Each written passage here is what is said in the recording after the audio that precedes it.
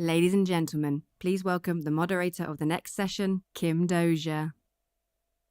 Hello, everyone. Hanging in there as we reach towards the end of the second day. I'm Kim Dozier, CNN Global Affairs Analyst, and we're about to have a lively discussion on security guarantees for Ukraine, what Ukraine needs to survive if the US pulls out, and more. But first, we're going to have a presentation from Iuliia Osmolovska, who is at GLOBSEC's Kyiv office, and she's got some scenarios to present us about what could happen with Russia next. Iuliia. Thank you very much. I'll try to bring a bit of vividity to our discussion. It's actually not my predictions or not my scenarios. This is a huge work done by 61 top Ukrainian experts in security, defense, and foreign relations. I need to say a couple of disclaimers before I start. First, it is definitely not response to JP Morgan scenario. Because the work when this scenario prediction appeared has been already ongoing, and it's our third edition of scenarios. The first one we launched in 2022 in attempt to do predicting unpredictables, because everybody had been taken aback, got lost with all this, what was happening in Ukraine, so we tried to bring some kind of predictability in what might happen. But definitely it's not a one determined route. It's a couple of different ways, so we put it in scenario building. Second, our scenario building is not just our own vision, it's an exercise based on proper calculation of scenarios. So we do introduce the probability for scenarios, but they are based on mathematical modeling, on using methods of statistics and theory of probability. So let me start by saying about the experts profile, because it's not just us, four of us who designed this, but actually many of people who participated from Ukraine, as I mentioned, 61 top Ukrainian experts, among them 25 senior ranking former and current officials, politicians, 12 former and serving senior security and defense forces officers, 7 former ministers for defense, for foreign affairs, 9 ambassadors rank, and 25 top media experts in Ukraine, in this, well known in this field, with whom we called actual opinion leaders, because they do transmit this their thinking, and the assessment of events is very much in demand. These scenarios, so why 7? It's too much. Definitely, I do myself hate like making a lot of scenarios. Normally we do 5, but because of the complexity of the situation, we did 7 this time. Probability score. So out of these 7, 4 are of military nature, meaning that the war will go on. It will be a war of attrition, no peace settlement, no ceasefire. Only 3 scenarios are of ceasefire and potential peace settlement.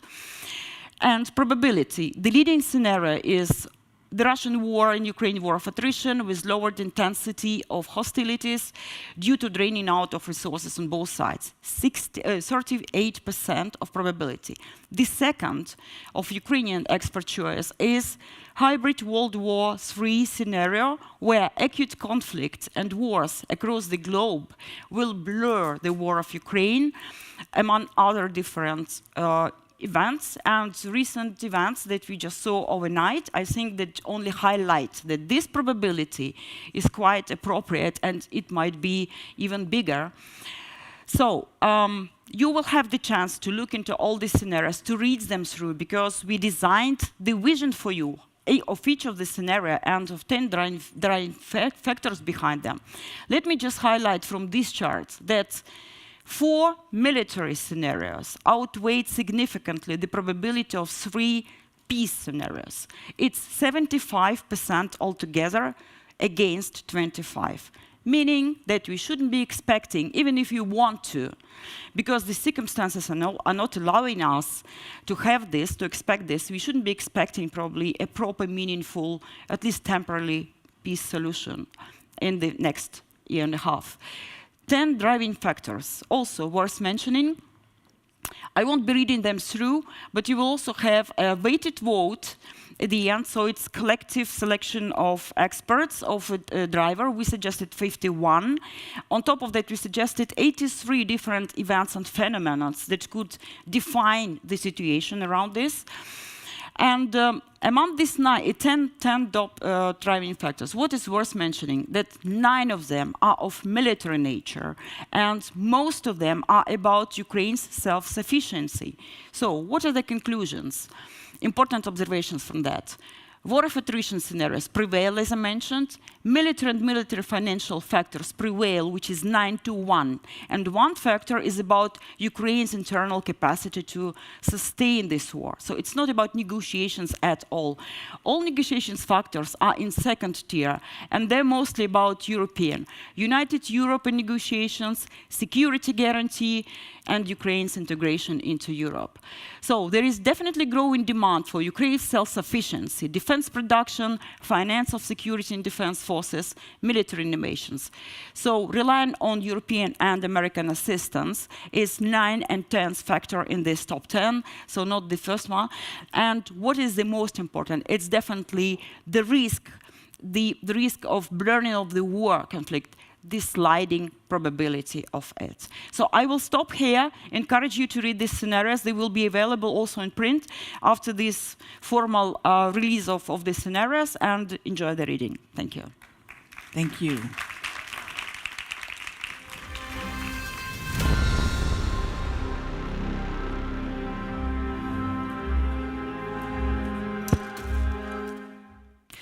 And now I would like to invite to the stage, we'll start with Minister Margus Tsahkna, the Minister of Foreign Affairs of the Republic of Estonia. And then we have Parliamentary Secretary Artjoms Uršuļskis from the Foreign Affairs Ministry in Latvia. Former Defense Minister Oleksii Reznikov from the Ukraine Defense Ministry.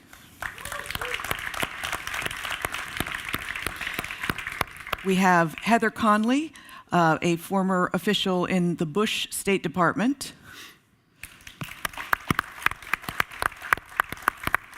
And Sir Richard Shirreff, the former Deputy Supreme Allied Commander Europe for NATO. Thank you. Now, as we settle in, I'd like you to pull out your Slido. We have a couple of questions for you. One of them is the U.S. likely to withdraw diplomatic and military support from Ukraine? We'd love to pulse your opinion on that. And then the second obvious question is Europe ready to defend Ukraine without U.S. help? So we'll give you a couple of moments to answer those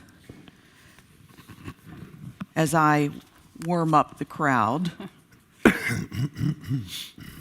I will turn to the panel. And for those of you who were in transit, President Pavel opened up the conference, and in his remarks, he was bracing. He said that Europe needs to be ready to keep Ukraine in the fight on its own without Trump. And we've had other ministers and top officials in the past couple of days say that they think Russia is preparing to test Article 5 and that everyone needs to be prepared. And I have to say that I have been hearing these kind of things for a long time, maybe 20 years, and I keep wondering when anyone's going to actually act on it and wonder if we're at that point. But let's see, did we have those Slido answers? The first one, is the U.S. likely to withdraw diplomatic and military support from Ukraine? 50? Wait. First we have, is Europe ready to defend Ukraine without U.S. help? The answers are 50-50, okay. And what were the answers on the other question?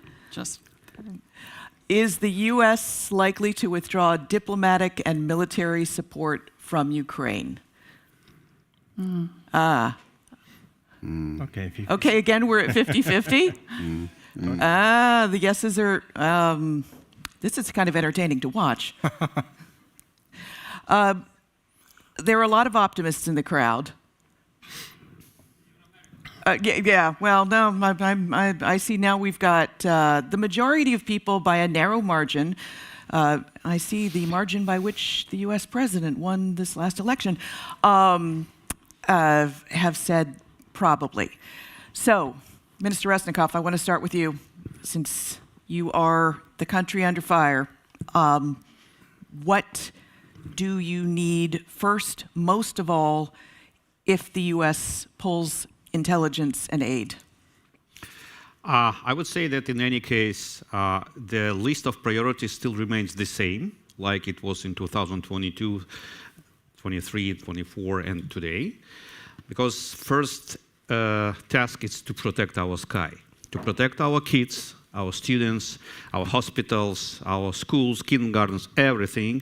I mean civilian residential first of all. So the priority number one still is air defense systems, all types. I mean, most systems like Patriot, NASAMS, SAMP-T, IRIS-T, and other sophisticated systems. Interceptors for them, so different types of missiles to stop Russian cruise and ballistic missiles bombarding us.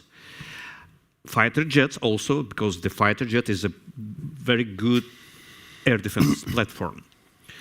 Second priority still remains artillery shells for the artillery systems. We have really good zoo, I call it an artillery zoo from the NATO countries, but we need a lot of artillery shells to stop orcs on a battlefield. That's why for example, Czech... Orcs, can you explain to the audience? We orcs? call Russians orcs because it's an army of looters, murderers, and rapists.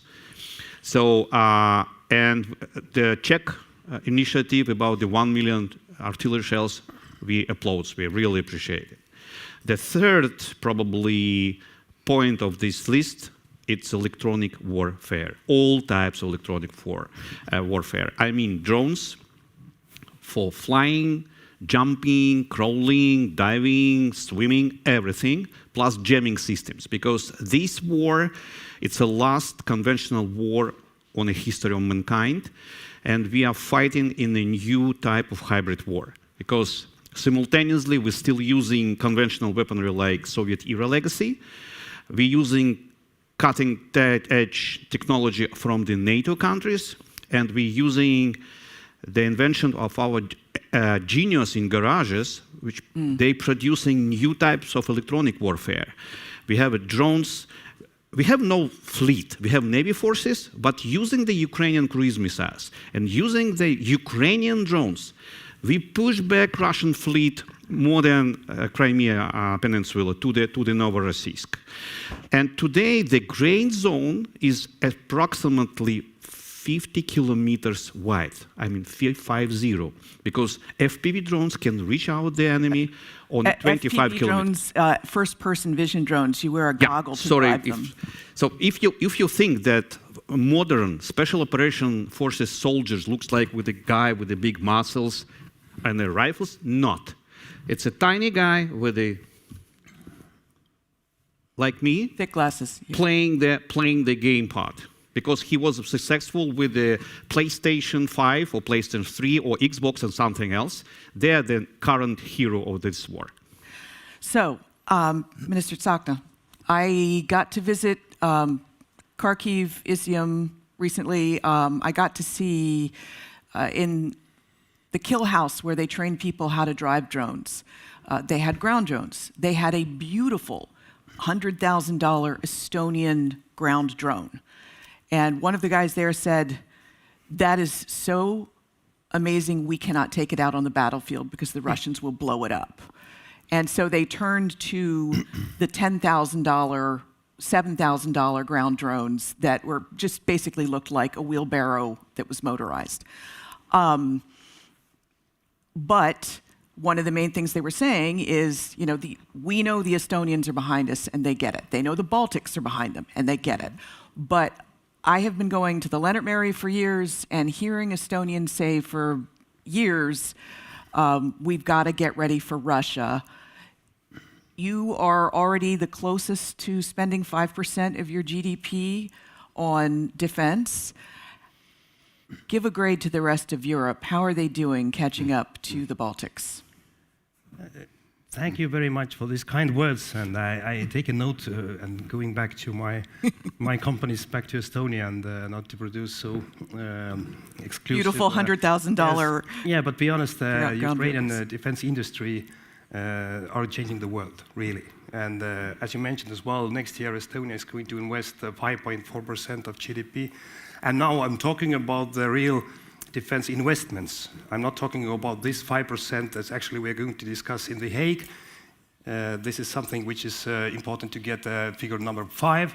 But in real life, I'm happy that finally Europe is going to pay more. And 3.5%, be honest, will be hopefully the agreement. But the question is that in what time frame it's going to happen. And I'm honest, thank you very much. You mentioned all the Baltic states that we have said already more than 20 years that Russia is an aggressive country. And I can say it very clearly here as well, that unfortunately Putin didn't wake Europe up. Putin was not actually, with his all different aggressions, started from Georgia, and also, be honest, the war against Ukraine started 2014, not 22.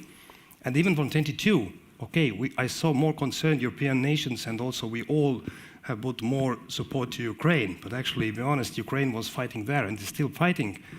But who actually woke up Europe based on the investments to our own defense was actually President Trump.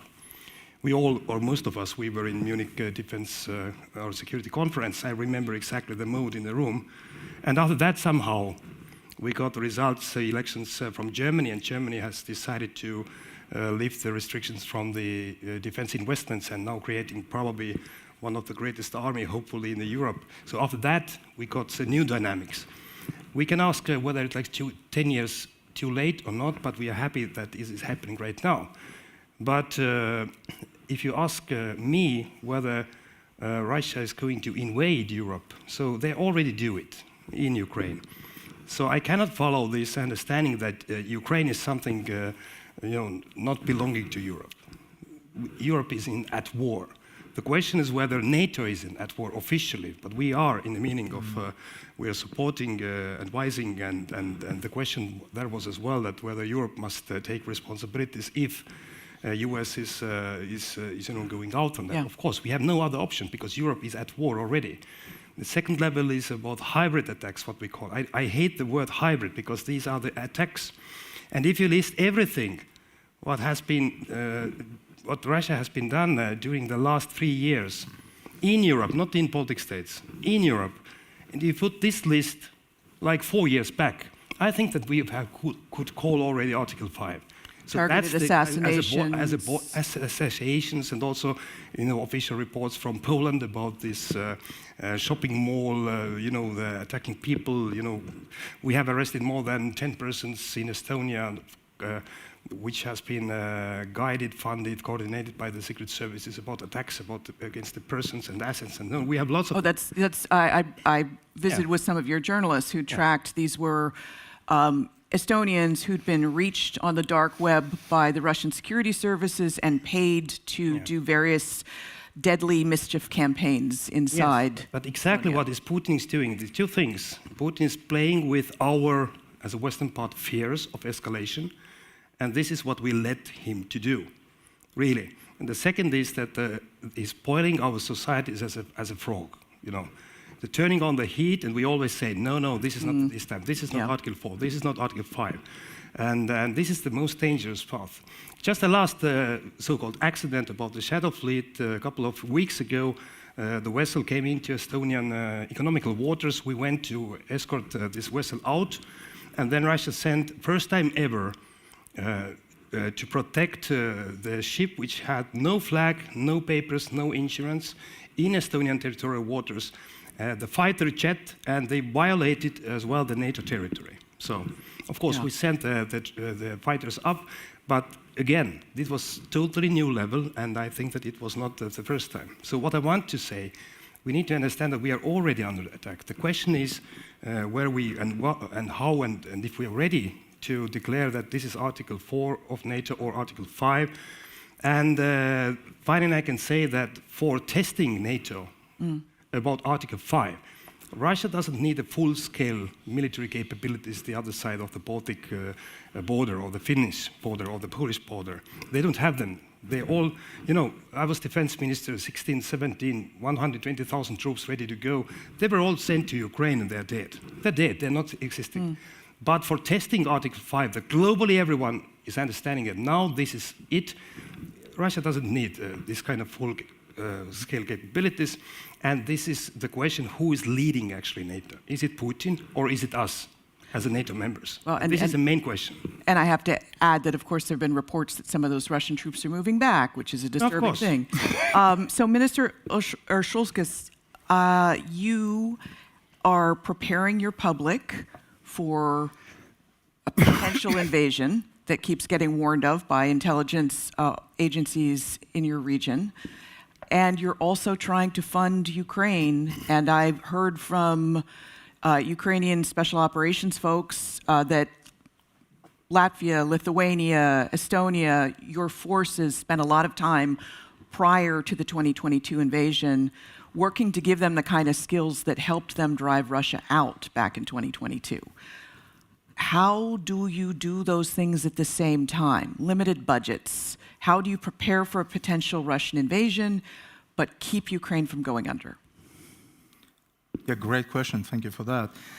Well, I think the honest answer is that we actually really have no other choice. Latvia, Lithuania, and Estonia, we are the three countries who probably understand more directly than anyone else what it is to be under Russian attack.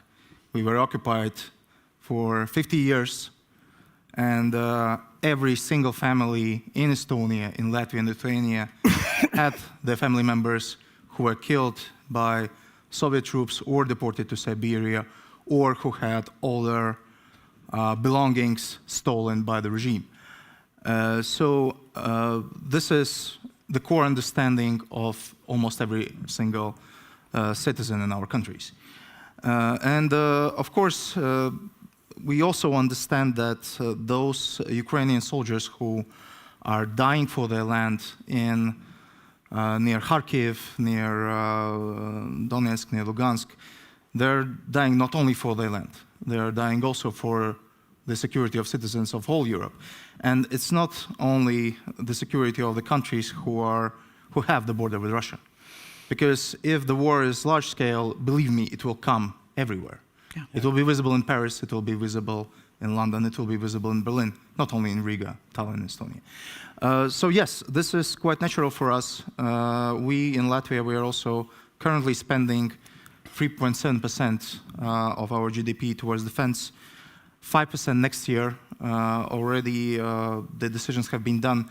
It's not an easy task. We are cutting almost everything, actually, to get that.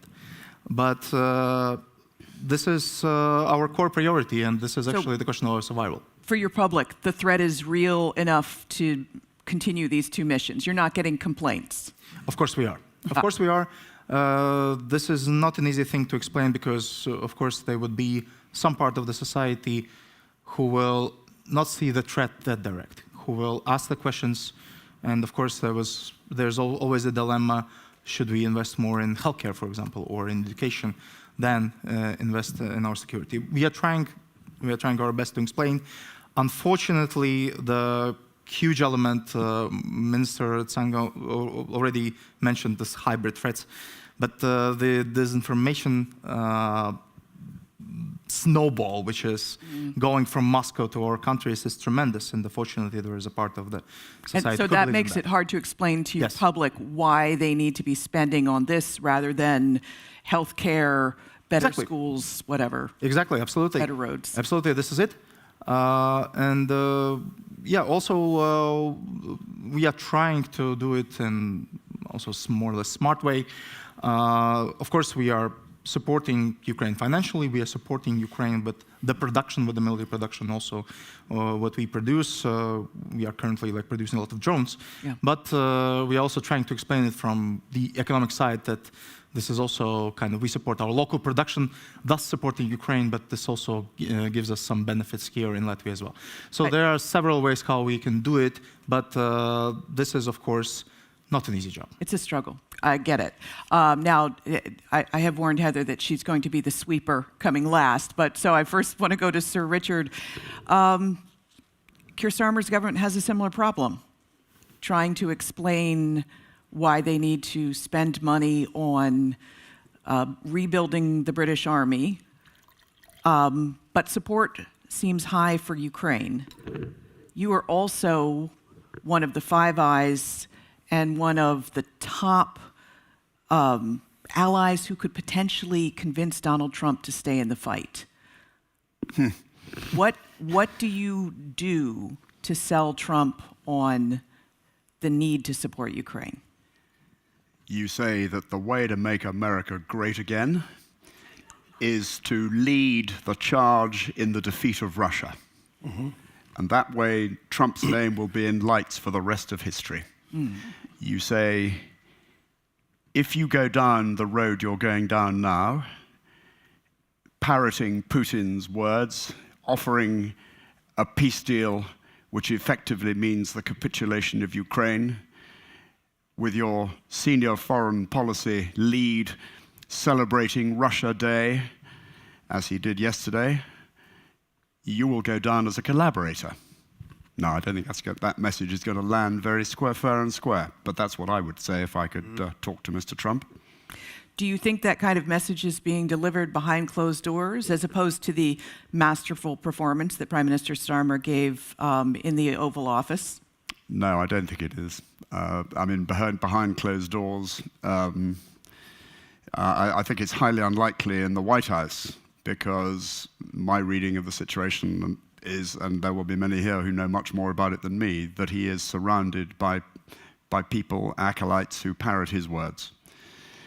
I think our our European political leaders have quite a challenge, because on the one hand, all the indications are that, and frankly, it really grieves me to say this, because I've soldiered alongside Americans, I've fought alongside and under command of Americans, and I have the greatest respect for the American armed forces. We are genuinely within, this is a band of brothers and sisters.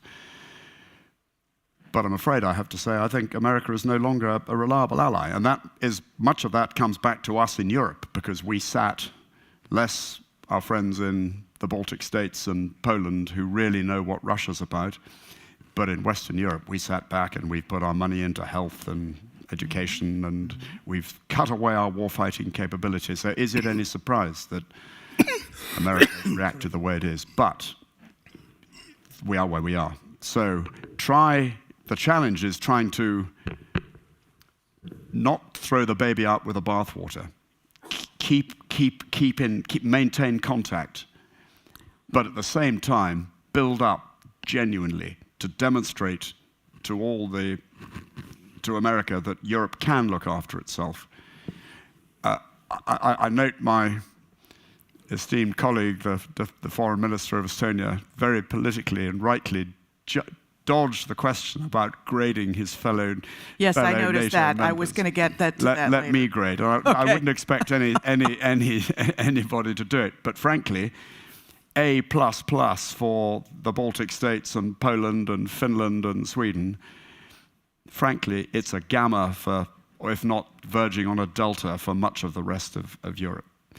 And I think what we're going to get out of the NATO summit is, yes, there may be a commitment to 3.5 and 1.5 on related expenditure for defense, but what really matters is how quickly. Exactly. And I look at my government, and they've said 3% by 2034. Yeah. Mr. Putin, can you just hold off for another 9 years? As Russia produces He's a pretty 1,500 old tanks man a already. year. He cannot wait like 10 years, I think. So. So, Ms. Conley, I warned you this question was coming. Now, you were a senior national security official in a Republican administration. You fought the battles of 9/11. Do you think President Trump will walk away? Well, I think the United States is right now in a slow moving away. But I will say, in the early weeks of the the Trump administration, when Special Envoy Witkoff was outlining some of the potential deal, that would have been catastrophic. That would have been basically U.S. support for the Russian position. That hasn't happened.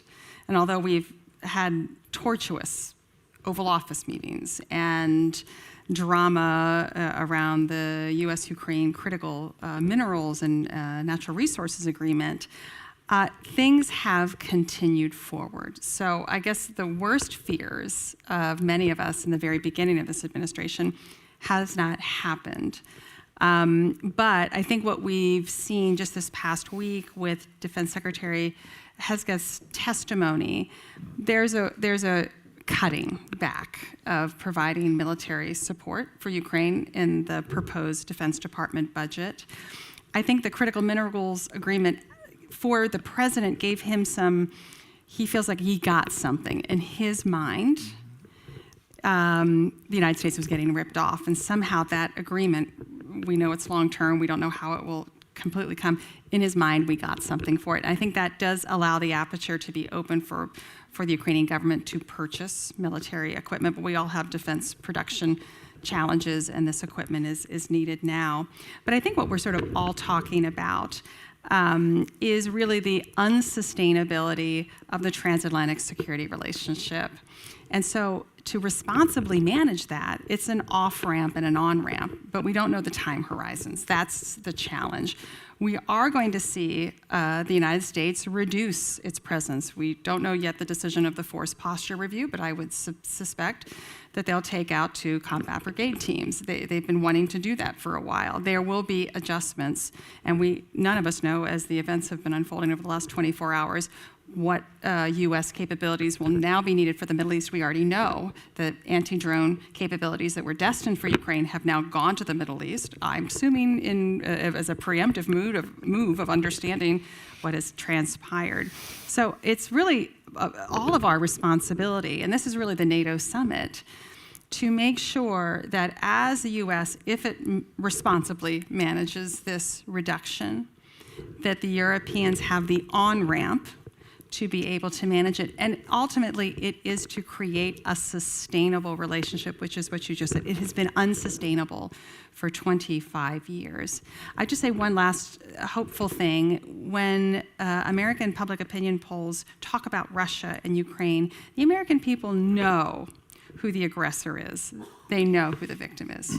Our president equates them, but the American people know. But then in the same question, you ask the American people, well, do you want to provide more military support? Do you want to pay for more of that? They say no. I don't want to have to pay for it anymore, but I want the right outcome. Now, those two are contradictory, and I think this is where the lack of communication with all of our publics about the cost, the sacrifice, and what the outcome we are fighting for. And that has always been missing, particularly in the last 3 years of this conversation. Now, I had asked a European intelligence chief, who shall remain nameless, at a location which shall remain nameless, but I'm allowed to use the actual quote. I said, what would change Donald Trump's mind? And this chief said, if he could see the internal documents showing what Putin's advisors think of him. So if anyone could arrange that, that would be awesome.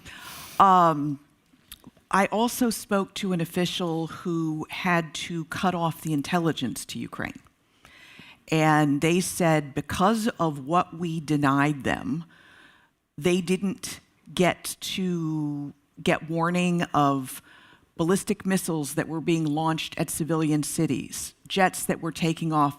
They said, this person said to me that they've devoted a lot of their air defense to military targets, and some of the air defense around civilian areas, they need warning to spool it up. They need warning. And this person was convinced that more civilians died because of that brief stoppage of intelligence. So what I want to look forward at is, okay, we're going to start going to Slido questions, but I really wanted to ask, what do you do if you lose U.S. satellite access? That's, what do you do to make up for the intelligence? Are you all already thinking about that? Anyone who wants to jump in? Maybe you, Yeah. the expert actually coming. I know. Actually, I don't. I'm a very practical person, and we are mainly focused on what we can do. Okay. Really, what we can do. Of course, there is a science, and we had the momentum when US didn't deliver intelligence and satellite pictures, so it can be repeated, of course. I think the experts can say exactly what does it really mean, but we need to focus on what we can do, and just following what we said previously as well, we can do our part. We have all the money in the world. We have 240 billion Russian frozen assets in Europe, and we're still afraid of using that. If the question is about money, we have lots of money, and not our taxpayers' money, but the aggressor money. Then we need to buy stuff, exactly as the minister said, air defense, and we know everything. We need to invest heavily to Ukraine defense industry, which is booming in great ways. And also be honest, even if we collect all the money what we need in Europe for the future, we will spend it within the next 5 to 7 years, we have no capabilities of production. So Ukraine is coming in again. So we need to focus on as well, not what Putin is saying, but actually what he's planning. And this plan is public for everybody since 2007 from the Munich Security Conference. And this is the restoration of the Soviet Union. So we are part of that. And we need to understand that Ukraine is not fighting only for himself, but also for all of us. And we need to be prepared that as long Putin is alive, he will continue. Because there is one rule from the history, is that if you are the warlord, you cannot stop the war anymore. The only person who left from Kremlin alive to retirement was Khrushchev. And all the other guys, they needed to, go on and go on. And Gorbachev was ended because he was too weak, and then the collapse of Soviet Union happened. But Putin cannot stop the war. Even for Stalin, after the Second World War, and he was victorious, took a couple of millions of lives in Soviet Union to stabilize the situation. So you can imagine that whatever we think, whatever we talk with Putin, he cannot stop, so he will continue. And that's why I'm coming back again, that let's face it and let's act. It's not about Ukraine that Putin is asking. It's about European defense and security architecture, as well about the membership of NATO. Okay, we are not talking about that now, but this huge mistake, what we can do is take down this opportunity. And then if we take it down from the table for the future, we declare public that actually Putin is leading NATO, not us. And not us is going to this. And this is not about the security guarantees for Ukraine. It's about European security guarantee, because Ukraine is and will be the strongest military power in Europe. Yeah. And I'm, as Estonian foreign minister, I would like to see in the future that we put the skin in the game with the guarantees to Ukraine. But the other way around, I would like to see Ukraine troops fighting together with our troops if Russia is coming to us. So this is the logic behind what we need to follow, not who's taking what, and if US is going out or not, because we need to convince them, we need to work with them, but we need to do our part, and this is my main message. I think that we have certainly said on air, me and lots of different analysts on CNN, that Putin does seem to be leading NATO by the nose, at the very least. Minister Reznikov, was that an accurate description of what you lost, losing intelligence for a few days? And what are you going to do if it happens again? I'm trying to comprehend what I can say. What you can say. Yeah. So, okay, I was a lawyer, as a business lawyer before I became the public servant. So I know a couple rules. Don't put all eggs to one basket. That's why in 2022, I met a couple owners of the private company, which are owners of the satellite fleet. Like Palantir, like Elon Musk? Like others, not Elon Musk. Okay. And more reliable, I would say. And after that, I met a couple defense ministers from Europe, and we signed the contract, trilateral. money flowing from the European countries to this private company with a private satellite fleet, and our military units getting the pictures and information online regime from this fleet. As I know, my colleague, next defense minister of Ukraine, resigned the prolongation of this contract. So it's a different countries, different private companies, European and American as well, but not states. So it doesn't matter what will be decided in White House to stop some kind of intelligence changing. Probably, yes. CIA will stop stealing the paper from the Kremlin. Okay, you know that in December 2021, it was a report of the American intelligence services and Pentagon to the Special Committee of the Congress. They delivered the information that Russia has a plan to occupy Kyiv during 72 hours or 3 days. After that, it was some kind of leaks, and American media spread very interesting, I call it cognitive bias. Kyiv will fall during 3 days. That's but what see the Pentagon nuance. officials were telling Russia has plan, yeah. but the perception Kyiv will fall during 3 days. Yeah. But we're fighting 3 days, 3 weeks, 3 months, 3 years. So don't worry. You've been making We are alternative still plans. alive and we will survive. And So- we have satellite pictures from other sources, more reliable. Don't worry. Well, I've been told. Before we take a couple of Slido questions in the limited time we have left, Sir Richard, do you think Britain would be willing to put at least some sort of marker down in terms of putting troops inside Ukraine, a symbolic number? Well, we saw the faffing around over the so-called intervention force or guarantee force or whatever.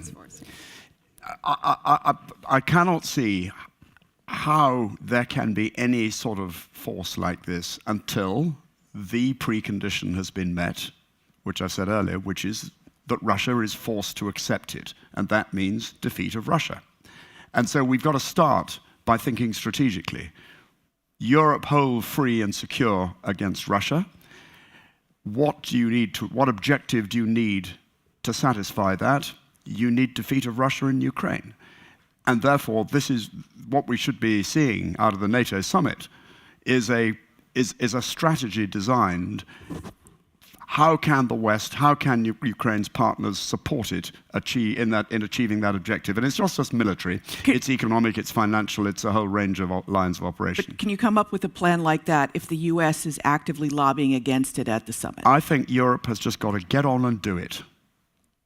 And Canada. Canada's part of this equation as well. And with a population of 4 times that of Russia, a GDP combined 12 times that of Russia, plus all the Russian assets sitting here in Europe, absolutely we can do it. What's needed is will and courage and moral determination to make it happen. To your point about a guarantee, absolutely, once that's happened, Ukraine needs to be part of NATO, and NATO troops need to be based in Ukraine in concert with the Ukrainians, of course, and airplanes in the skies above to ensure that that deterrence remains rock solid on the assumption that Russia will always remain an aggressor. It would be just brilliant, wouldn't it be brilliant, if the sort of language, if the sort of aspirations of Vladimir Karamazov we heard so eloquently last night came to pass and Russia became a democracy. But until then, we've got to assume it won't.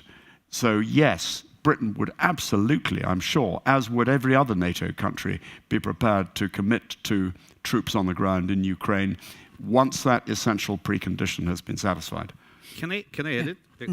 Again, it's some kind of probably one more cognitive bias that we need massive troops on the ground to protect us, to build up some buffer zone. No. I did say we have a lot of soldiers. Amount. We need other types of support because other NATO countries, they have no buffer zone. Belarus, its allies with Russia. So our friends in Poland and Lithuania, they have a border with the Belarus and Russia, Suwal corridor. Our friends in Estonia has a Narva direction. So no buffer zone. And after then Finland and Sweden joined to the NATO, Baltic Sea became the internal lake of NATO. Yeah. And Russia very nervous about that. So we don't need boots on the ground massive. Yes, symbolically, okay. But we need technical support, finance support, weaponry support, air defense system support, especially with the fighter jets and other types of aircrafts. But we are not asking you, begging you, oh, good, come to Ukraine, stay in a military base. We have more than 1 million very expertise soldiers with a uniform. But President Zelensky did talk about a deterrence force, so I wanted to bring it up. Minister, you had 3 telegraphic messages. So first thing about our transatlantic relations. We understand that they are changing very drastically. There are a lot of questions unknown. How they're changing, when they're changing, and what exactly is going out of Europe.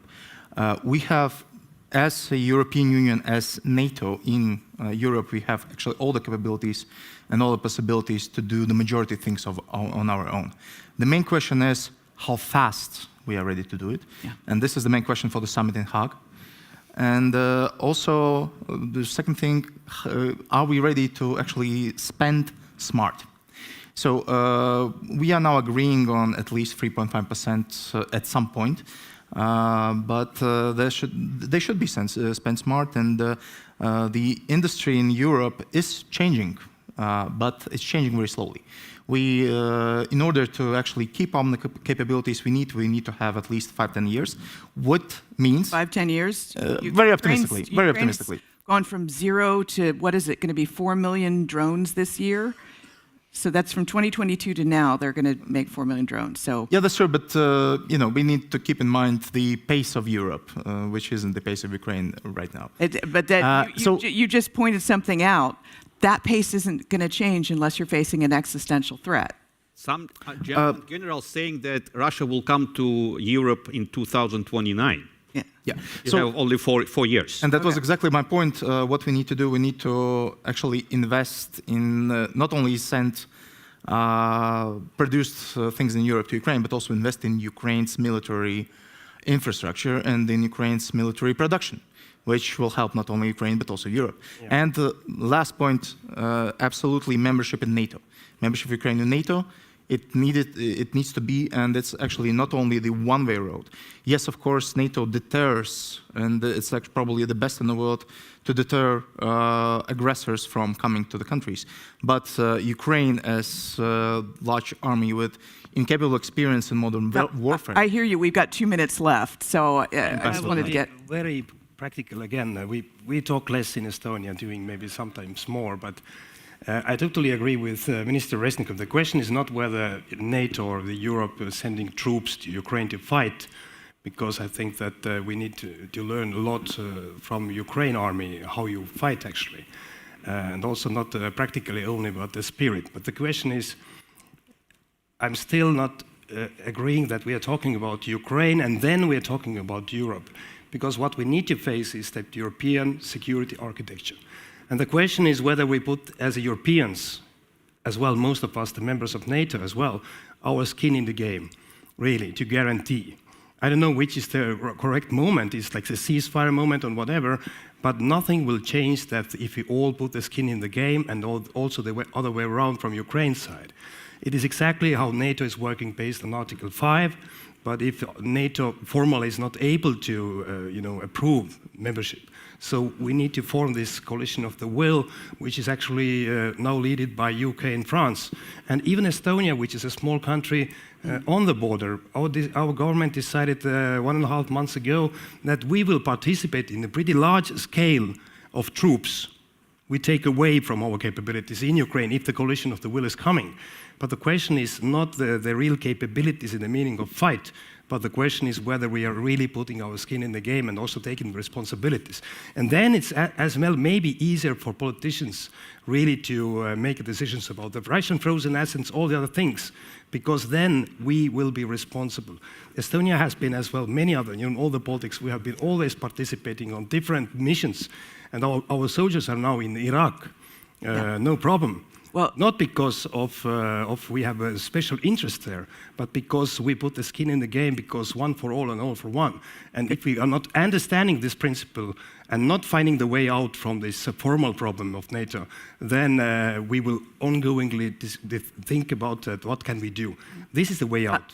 Got it. Sorry, I was long, but I'm Estonian. I was going to ask, Heather, what's it going to do to the NATO alliance if Trump walks away from Ukraine and European alliances in general? So I think the NATO summit in The Hague, I think it's going to stay short and sweet and very positive on the 3.5%, the 1.5%, and Mr. Trump does take credit for getting it to those levels. I think what's going to be devastating about the NATO summit is exactly the language on Ukraine. That if it's not in the communique, even if Secretary General manages that statement, that's really the de facto, allowing Russia to make some decisions about how NATO proceeds. And I think that personally will be devastating. I think the president in his mind believes that NATO actually is his success. It's increased defense spending. But the fact that the Russia strategy, which wasn't going to be that big of a deal anyway, has been sort of postponed. Everyone is tiptoeing very lightly, making sure that nothing upsets exactly at the moment when the alliance has to make some incredibly difficult decisions, has to accelerate regional defense plans. Finland's airspace was violated twice over the last 2 weeks. We need more air defense capabilities on the eastern flank, of which Ukraine could benefit from that broader bubble. It's already here, but you just don't hear that intensification. And as I said, I think now is time for very clear language. So my takeaway from this is that Russia's war on Ukraine is already Russia's war on Europe, but the frog doesn't know it's boiling yet. And with that, I want to thank you all very much for sharing your thoughts and ask everyone to stay seated for the next panel. Thanks very much. Thank you. Thank you.